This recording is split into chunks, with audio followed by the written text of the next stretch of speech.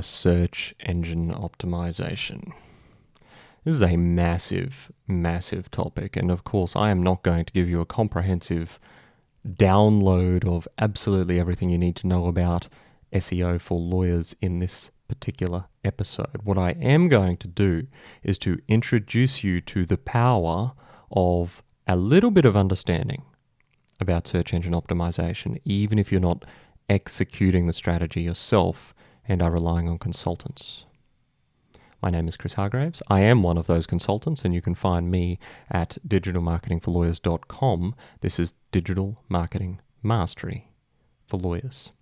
So the first question is pretty obvious. Why should a lawyer, who, let's face it, would prefer to be a lawyer, bother getting even vaguely below the surface of search engine optimization?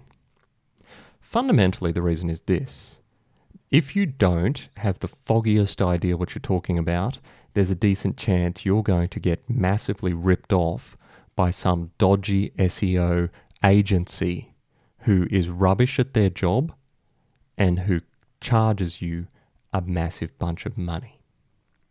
That's really the biggest issue. You need to know enough to protect yourself and your practice from people who are doing things that are just stupid. You also need to know enough to know that there is a difference between pay-per-click advertising and search engine optimization. So often I see these things paired up by agencies as if they're the same. They are not the same. They are different. And if you are paying someone for search engine optimization and they are in no way engaging with you about your content, what you're writing, what your keywords are, how to write better content, what kind of pages you should be preferring, what kind of pages your competitors in those keywords are preparing, and how you can actually produce more valuable content than them targeted towards those keywords. If they are not helping you build backlinks, if they are not helping you understand how to get your business into the local pack without just forking over a ton of money, then you've got problems.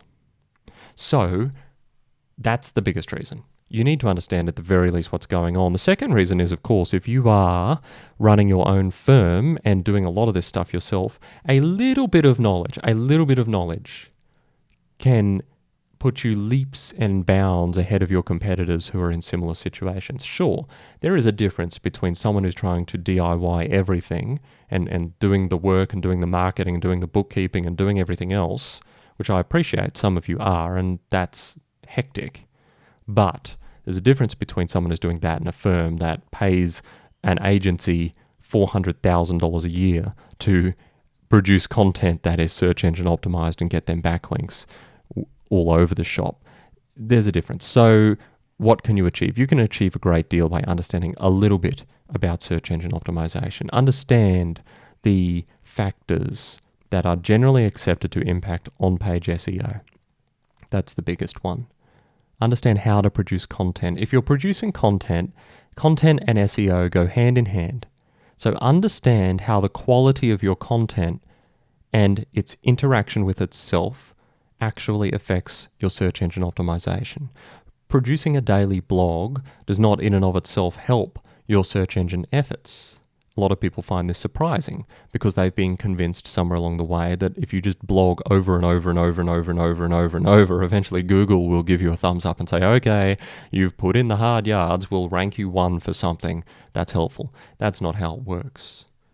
You've got to understand the content and how it ties into your search engine efforts. The other thing to understand is your system, your content management system. If you're using WordPress, how are the people who are publishing your articles for you or you ensuring that you're adopting best practice when it comes to the presentation of your articles? That's the next thing to understand. The third thing to understand is this. There is a difference between the type of content that attracts engagement from your clients and the type of content that attracts engagement from people who link to you. These are different types of content. Both of them are valuable, but for different purposes. And what you might find is that something written specifically for the purposes of being linked to, which is a potent part of search engine optimization, something that is written to be linked to, is perhaps going to be different in its approach than something that is designed to attract social sharing or social commentary from your prospects and your clients. This, again, can be a bit startling to people, especially since a lot of the time we spend talking about writing stuff for your potential clients. And I agree with that, but for SEO purposes, there might be a different approach to take. So that's 3 things that you can start to get your head around. And I will deal with a lot of these in a more granular way, but for starters on SEO, because it's such a massive topic, I just wanted to go with this. You've got to understand it a bit, even if you're not doing it yourself. You've got to have a handle on it and its various components. And don't be afraid to ask questions. Why did you do this way? Why are we doing that? What does that impact? Can you show me something that says that it's good to do what we're doing for search engine purposes in this space? You can get obsessive about SEO, and I don't think that's necessarily healthy. So I'm not encouraging that. I'm encouraging you to scrape the surface, to understand enough so that you don't get burned.